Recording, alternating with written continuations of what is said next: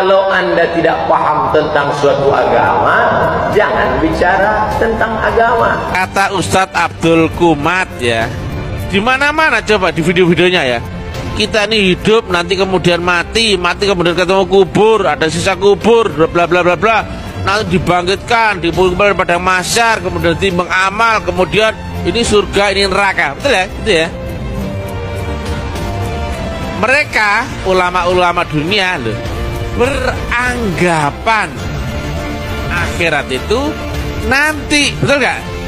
Jadi dugaan, betul gak? Sedangkan Nabi ya, kalau Nabi sampaikan itu dugaan apa kenyataan? Kenyataan. Beliau membuktikan Nabi Muhammad, Nabi Isa, Nabi Musa, Nabi Nuh, Nabi Zulkifli dan seluruh nabi-nabi dan rasul menyampaikan tentang surga dan neraka saat mereka masih hidup.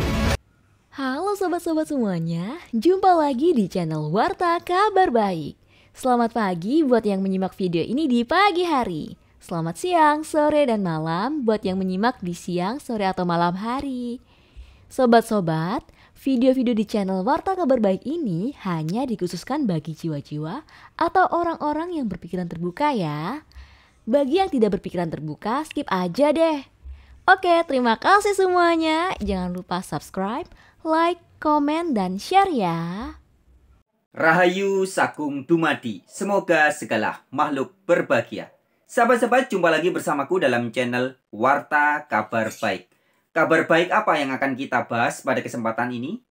Adalah kita akan membahas tentang kajian makrifat. Yang sekaligus pada video kali ini kita akan memberikan apresiasi dan juga fatwa atau opini ya terkait dengan video cuplikan video yang disajikan di channel YouTube Taklim Makrifat. Ya, jadi buat teman-teman yang belum tahu ada channel YouTube Taklim Makrifat, silakan bisa disimak juga teman-teman ya. Bisa disimak video-videonya dan teman-teman juga bisa memberikan reaksi atau opini atau fatwa ya. Sampaikan aja pendapat-pendapat Anda tentang makrifat yang disampaikan di channel YouTube Taklim Makrifat. Oke, my friends, anywhere, everywhere, without wasting time ya, tanpa sia-siakan waktu, kita langsung aja simak cuplikan videonya. Dan langsung dengan segala hormat izinkan nanti saya sedikit memberikan fatwa dan opini saya. Oke, demikian videonya.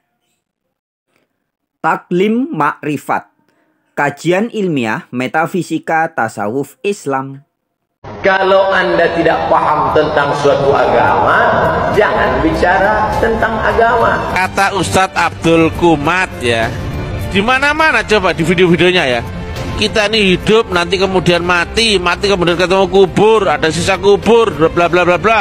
Nanti dibangkitkan, dipulihkan pada mahsyar, kemudian ditimbang amal, kemudian ini surga, ini neraka. Betul ya? Itu ya. Mereka ulama-ulama dunia loh, beranggapan akhirat itu nanti, betul gak? Jadi dugaan, betul gak? Sedangkan Nabi ya, kalau Nabi sampaikan itu dugaan apa kenyataan? Kenyataan. Beliau membuktikan Nabi Muhammad, Nabi Isa, Nabi Musa, Nabi Nuh, Nabi Zulkifli dan seluruh nabi-nabi dan rasul menyampaikan tentang surga dan neraka saat mereka masih hidup. Nah, jadi sahabat-sahabat, surga dan juga neraka yang diyakini, dirasakan dan dialami oleh Mas Bro ya atau Bapak ya, pemilik atau pembuat channel Taklim Makrifat itu, surga dan neraka yang dipahami adalah sama seperti surga dan neraka yang dipahami oleh Ustadz Kiai Saiful Karim. Ya, di video-video terdahulu sering kita bahas ya, bahwa surga atau lebih tepatnya kalau di Al-Quran bukan surga ya, tetapi jannah ya, dan nar ya, atau neraka. Yang dimaksud di Al-Quran sesungguhnya adalah bukan sebuah tempat geografis yang dialami oleh manusia setelah mati. Bukan. Ya. Tapi surga dan neraka adalah kondisi psikologis yang dialami manusia ketika masih hidup, masih jadi manusia. Nah, jadi menarik ini teman-teman ya. Akun YouTube Taklim Makrifat ini memahami sama dengan yang dipahami oleh Kiai Saiful Karim. Dan juga dipahami oleh orang-orang para spiritualis yang sudah mumpuni, yang betul-betul sadar dan memahami bahwa sesungguhnya yang dimaksud sebagai surga atau tempat rasa bahagia, rasa tentram, rasa damai, rasa enak, ya, tidak merasa kurang apa-apa lagi, merasa penuh keberlimpahan, penuh cinta kasih. Itu ya saat jadi manusia ini. Begitupun dengan rasa nar atau neraka, yaitu rasa segala rasa yang nggak enak. Ketika kondisi spiritual kita sedang berada di frekuensi energi force, ya, atau energi frekuensi spiritual emosinya di bawah level 200. Ada kesombongan, merasa berbangga diri, ya, merasa memiliki, merasa punya ini, punya itu. Merasa iri, merasa dengki, merasa kurang begini, kurang begitu, kurang ini, kurang itu. Kemudian juga bisa suka sering marah, atau merasa takut, merasa bersalah, merasa tidak layak, merasa malu, ya. Semua itu adalah rasa neraka. Nah, di video terdahulu sudah kita bahas, ya. Dan ini yang disampaikan oleh Bapak dari Taklim Makrifat sama dengan yang dipahami oleh Kiai Saiful Karim. Oke, kita lanjut. Agama, sebagaimana mukadimah yang saya sampaikan tadi, hanya ada satu. Agama itu sebenarnya hanya ada satu. Ya, sepakat teman-teman ya. Dan hal itu pernah saya ungkap juga di buku yang judul ini teman-teman ya. Allah dalam Alkitab dan Al-Quran ya. Saya pernah sajikan di halaman terakhir, saya berikan dalam bentuk bagan begini ya. Agama yang tunggal. Ya, di situ saya jelaskan ya bahwa agama yang disampaikan oleh Nabi Musa dalam kitab Taurat, agama yang disampaikan oleh Nabi Isa ya dalam Taurat dan juga Injil, dan juga agama yang disampaikan oleh Nabi Muhammad ya, ada Taurat, Injil dan Al-Qur'an. Itu sebenarnya satu ya. Kemudian inti agama atau din dari semua rasul adalah sama. Itu tertulis juga di dalam surat Al-Quran ya. Quran surat ke-42 ayat yang ke-13. Jelas mengatakan bahwa inti agama semua rasul itu satu atau sama. Ya. Kemudian juga di dalam Quran surat 21 ayatnya yang ke-92 dan juga di dalam hadis Sahih Bukhari 1501 tegas mengatakan bahwa para nabi ya semua itu agamanya satu alias tunggal. Jelas? Oke, kita lanjut. Tetapi agama itu akan luntur dengan berjalannya waktu. Ketika agama telah ditinggalkan rasulnya, pembawanya, maka lambat laun agama itu akan luntur. Dari yang agama awalnya adalah makrifat menjadi sebatas thinking syariat saja. Ini yang bahaya ya. Silakan ditentang, dibantah kalau kami ini salah ya, atau tidak sama dengan kalimat autentik daripada Nabi ya. Awaluddin ma'rifat, akhiruddin ma'rifat ya. Jadi ketika ngomongin agama Hindu, harusnya Hindu yang makrifat. Kalau ngomongin Buddha, Buddha yang makrifat. Yahudi yang makrifat. Nasrani yang makrifat. Islam yang makrifat. Kalau bukan makrifat, itu bukan agama. Nah, sobat-sobatku, menarik sekali ya. Bahwa inti agama itu harus makrifat. Mau labelnya atau mereknya Hindu, Buddha, Konghucu, Islam, Nasrani, Kristen, apalagi Yahudi, apapun merek agama, itu intinya harus makrifat. Saya sepakat ya teman-teman. Jadi makrifat itu adalah inti dari agama, yaitu berjumpa dengan Sang Pencipta. atau merasakan dan mengalami Tuhan, itulah makrifat. Ya. Seringkali dalam kesempatan-kesempatan video terdahulu saya menyampaikan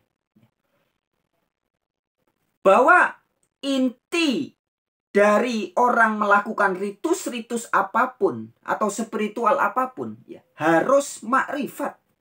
Harus ketemu dengan Tuhan yang asli. Karena itu kan tujuannya. Nah, jadi makrifat ini penting. Maka tadi disampaikan oleh Bapak itu ya. Awaluddin makrifat. Awalnya makrifat. Akhirnya pun makrifat. Nah, kalau ada orang memahami istilah ada syariat, thariqat, hakikat, makrifat. Ini jangan disalahpahami bahwa syariat dulu, kemudian nanti thariqat, baru hakikat, baru terakhir makrifat. Ini salah kaprah, teman-teman. Orang beragama itu harus paham makrifatnya dulu. Makrifat itu adalah tujuan akhir. Saya kasih contoh. Tujuan akhir pengen pergi ke Jakarta. Mau ke Monas, menikmati kota Jakarta. Itu anggap aja, ini ilustrasi saja ya. Makrifatnya adalah mencapai Jakarta dan menikmati kota Jakarta. Nah, kemudian setelah tahu makrifatnya itu, baru dipahami hakikatnya. Hakikatnya apa? Sampai ke Jakarta. Nah, jadi sampai di tujuan itu adalah hakikat. Kemudian menjalani itu adalah thariqat. Dan caranya, teorinya, itulah syariat. Jadi harus paham dulu makrifatnya. Untuk mencapai makrifat harus tahu hakikat, tujuan. Untuk bisa mencapai tujuan harus tahu jalannya. Itulah thariqat, menjalani. Nah, teori menjalaninya itulah syariat. Jadi syariat ini teori, cara. Anda mau pergi ke Jakarta. Teorinya bagaimana? Ya pokoknya jalan ke sana. Mau naik pesawat, monggo. Naik kapal laut, silahkan. Naik kereta api, tut, tut, tut, silahkan. Mau bawa motor sendiri, mobil sendiri, silahkan.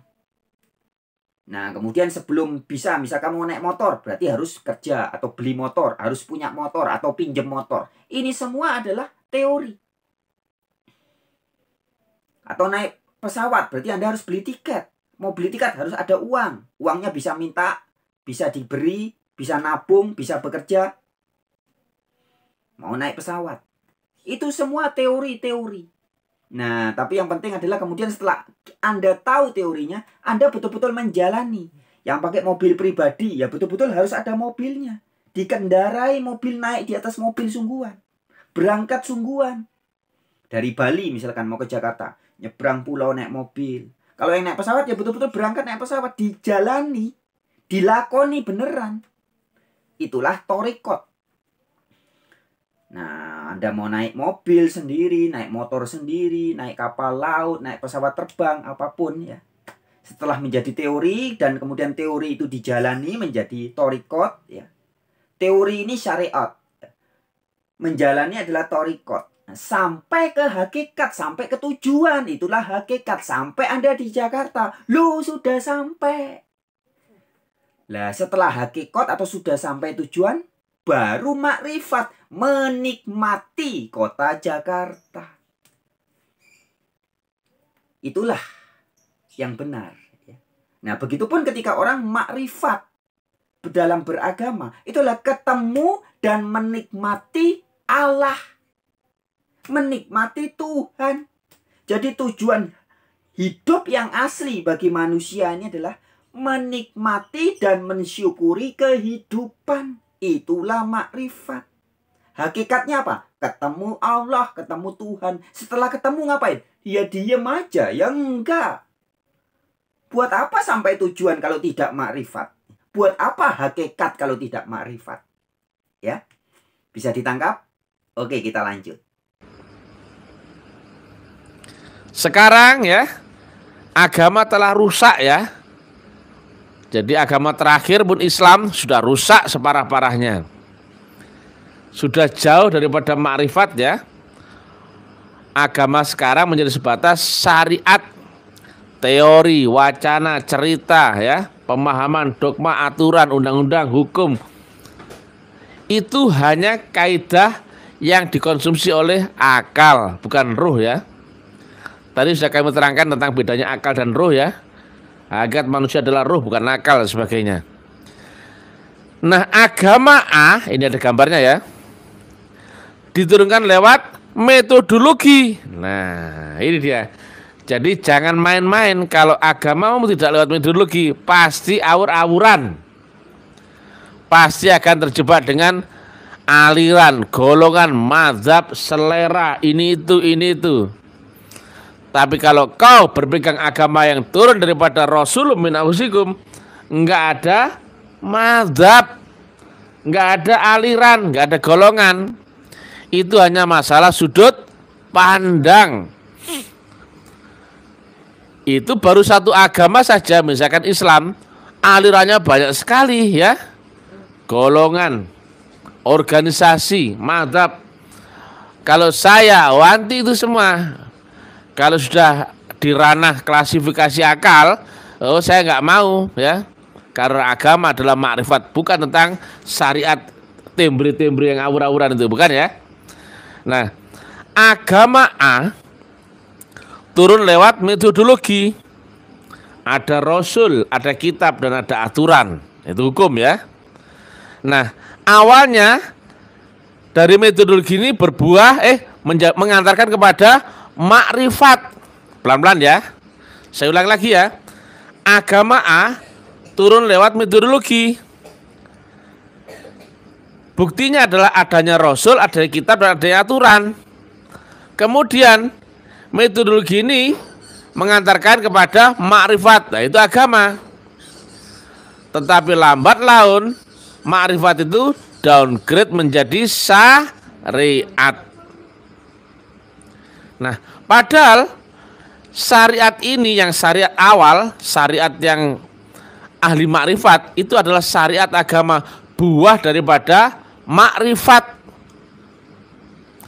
Maka muncullah syariat dalam tanda petik ya, ada sudut pandang tertentu.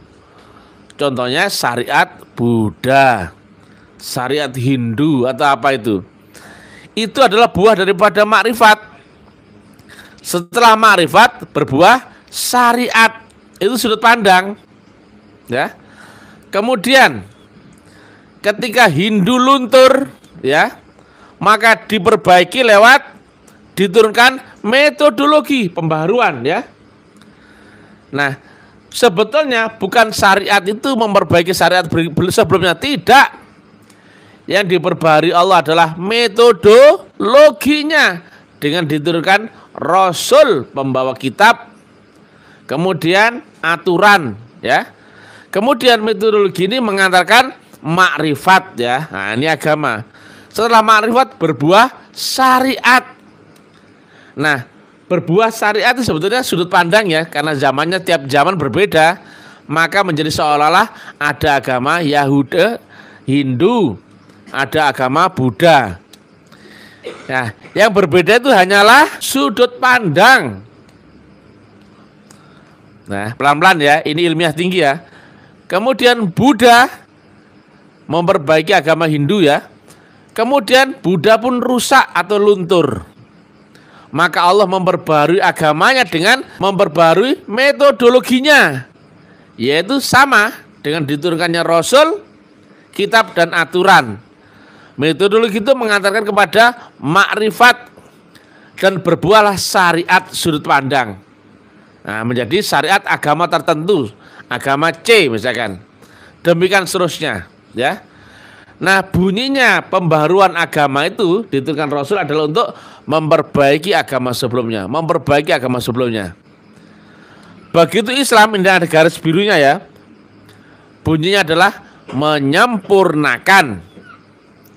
Nah, setelah Yahudi, Nasrani, kemudian Islam. Dengan apa? Diturunkan lewat pembaharuan metodologi. Dan metodologinya seluruh agama ternyata polanya sama, yaitu baiat, teknik dzikir, suluk dan berani berbakti akan visi misi ketuhanan. Seluruh agama ternyata itu. Nah, di sini ada garis biru ya. Islam bunyinya tidak sekedar memperbaiki ya, tapi menyempurnakan ya. Maka itu mencapai puncak ya. Nah, metodologi yang dibawa oleh Rasul Muhammad mengantarkan pada makrifat. Kemudian berbuah syariat. Nah, tadi saya terangkan ya, syariat itu masih sudut pandang. Syariat buahnya makrifat di zaman Rasulullah itu disebut syariat Islam, atau orang tahunya agama Islam. Tapi ya, sebelum Islam ada Nasrani, ada Yahudi, ada Hindu, Buddha. Kalau kau melihat secara syariatnya, kau pasti akan membenarkan dirimu sendiri dan menyalahkan agama lain. Yes, betul sekali teman-teman ya. Orang yang taunya cuman syariat, cara, aturan, teori-teorinya, tapi dia sendiri belum pernah menjalani, belum mencapai hakikat, apalagi makrifat, belum ngeh, belum paham, mesti jadinya merasa paling benar. Menuduh cara yang lain atau syariat yang lain tuh salah. Kalau mau ke Jakarta ini loh, harus pakai mobil. Kakek saya dulu bolak-balik ke Jakarta pakai mobil. Berarti harus pakai mobil, jangan naik pesawat. Sesat itu. Jangan naik kapal laut. Tidak boleh pakai selain mobil. Seperti itu yang terjadi. Tetapi kalau orang sudah torikot, sudah menjalani, biasanya tidak fokus ke syariat, teman-teman. Tidak fokus ke syariatnya orang lain. Pokoknya saya naik mobil, nyetir sendiri. Saya fokus di jalan saya. Ada orang mau naik kuda, ada orang mau naik kapal laut, naik pesawat terbang, silahkan. Saya tetap jalan, fokus di jalan saya. Itulah biasanya orang torikot. Orang yang sudah menjalani itu tidak suka menghakimi kelompok lain, mengelek-elekkan, menghina agama lain, itu enggak. Semua orang yang suka menghina agama lain, menjelek-jelekan agama lain, itu cuma di level syariat, teori tok. Kalau sudah jalan, Anda tidak akan fokus ke orang lain. Anda fokus di jalan Anda. Apalagi sudah dekat tujuan, sampai tujuan hakikat, apalagi sudah makrifat, sudah mencapai, sudah menikmati.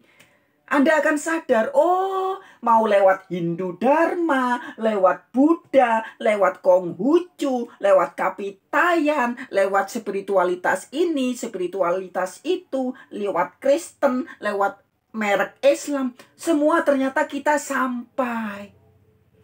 Itulah orang-orang yang sudah makrifat. Allah tidak mungkin mengutuk dirinya sendiri. Allah tidak mungkin menyalahkan dirinya sendiri. Yang disalahkan Allah adalah metodologi yang hilang, atau manusianya yang telah tidak berpegang akan Rasulnya masing-masing. Maka terjadilah the missing link, atau kehilangan sambungan. Jadi demikian polanya ya.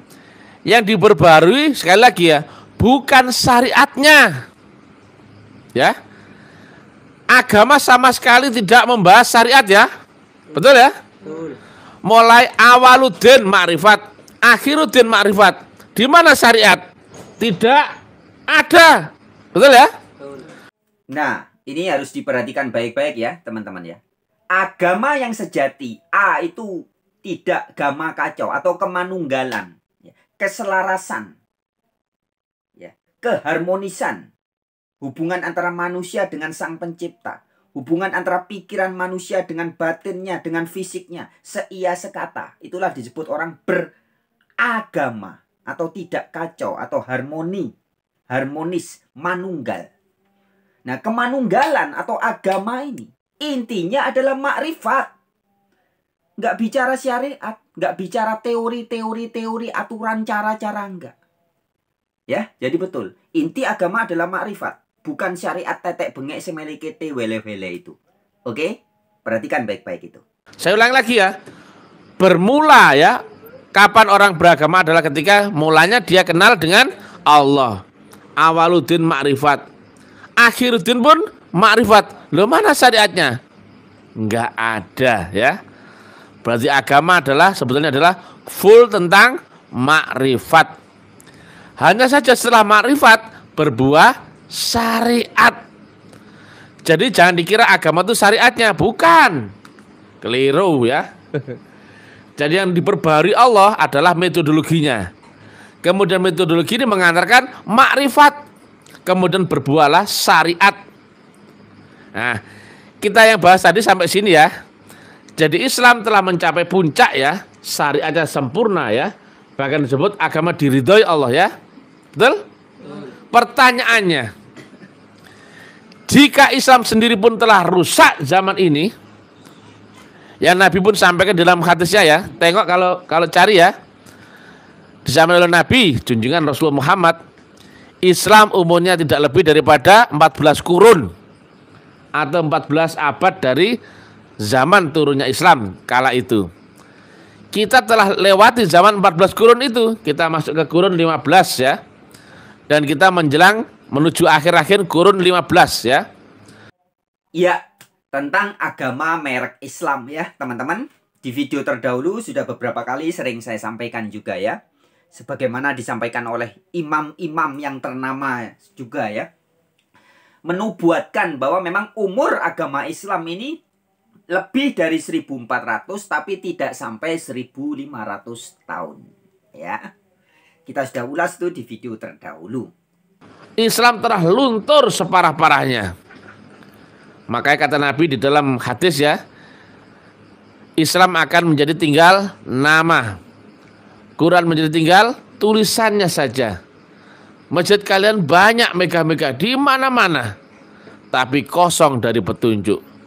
Dan ulama-ulamanya adalah sejelek-jeleknya, sejahat-jahatnya makhluk di bawah kolong langit. Dari mereka lah fitnah itu berasal ya. Dan kembali kepada mereka lah fitnah itu akan dikembalikan kepada mereka ya. Nah, itu hadis yang dikutip itu atau yang dimaksud itu adalah hadis Baihaqi ya teman-teman ya. Hadis riwayat Baihaqi ya. Pernah juga saya sampaikan di beberapa video terdahulu ya.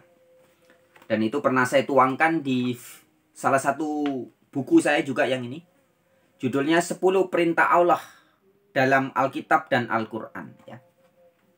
Hadis Baihaqi, sekali lagi saya bacakan ya dalam terjemahan bahasa Indonesia. Nanti dalam waktu yang tidak lama akan datang di mana agama Islam tidak tinggal kecuali hanya namanya saja. Dan tidak ada yang tinggal daripada Al-Quran kecuali hanya huruf dan tulisannya saja.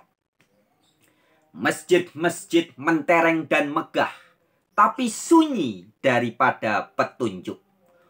Ulama mereka adalah yang paling jahat di antara yang ada di bawah langit. Dari mereka, yaitu ulama itu, akan muncul bermacam-macam fitnah. Dan fitnah itu akan kembali pada lingkungan mereka sendiri. Hadis riwayat Baihaqi. Nah pertanyaannya, jika Islam yang telah agama diridhoi Allah ya, atau puncaknya syariat, itu pun telah luntur. Nah perhatikan ya, bagaimana Allah memperbaharui agamanya. Ini ilmiah tinggi ya. Lihat ya, perhatikan sini yang jeli ya. Pola yang sama. Allah akan menurunkan pembaharuan metodologinya. Ya. Kemudian mengantarkan ke makrifatullahnya. Dan berbuahlah syariat. Apakah ada syariat baru setelah syariat Islam? Tidak ada. Ya, tadi yang saya bilang, syariat itu adalah sudut pandang. Kalau dulu sudut pandang setiap zaman, berbuahlah syariat agama. Tapi setelah sempurnanya Islam, syariat Islam, tidak ada lagi syariat di atasnya Islam. Tapi yang membedakan adalah sudut pandangnya yang berubah. Dulu di zaman Nabi Muhammad, walaupun Islam itu sempurna, ya'lu wala ilaha ilaih, tapi sudut pandangnya kala itu Islam tidak diterangkan secara ilmiah. Betul apa enggak? Betul. Nah, pembaharuan di akhir zaman ini bukan diturunkan syariat agama baru, tidak. Karena agama bukan syariat. agama adalah makrifat, tapi lewat metodologi. Maka dengan pola yang sama akan diturunkan pembaharuan metodologinya, ya, diperbarui, yang mengantarkan pada makrifat, kemudian berbuah syariat sudut pandang. Maka agama di zaman ini nanti Islamnya tetap Islam, tapi Islam yang sangat ilmiah.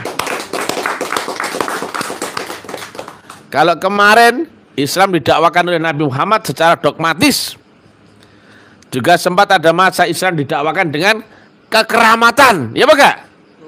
Nah, zamannya Mr. TM, nah bukan saya ya, bukan saya nabinya, bukan saya rasulnya, tidak ya. Cuman zaman kita ya, kebetulan lokomotifnya pakai lokomotif Mr. TM ya. Agama diperbarui lewat metodologinya, yaitu apa? Baiat, teknik zikir, suluk, dan beradu berbakti akan misi-misi ketuhanan. Berbuahlah makrifat, ini baru agama. Kemudian makrifat itu adalah kemudian berbuah syariat, tapi bukan syariat Islam yang lain, bukan agama yang lain, bukan ya, bukan syariat agama yang lain, tapi syariat tetap syariat Islam, tapi sudut pandangnya yang menyesuaikan di zamanmu sendiri. Ya, kita tidak di zaman ya, bagaimana Nabi menerangkan surga itu isi bidadari ya, sudah nggak zaman ya.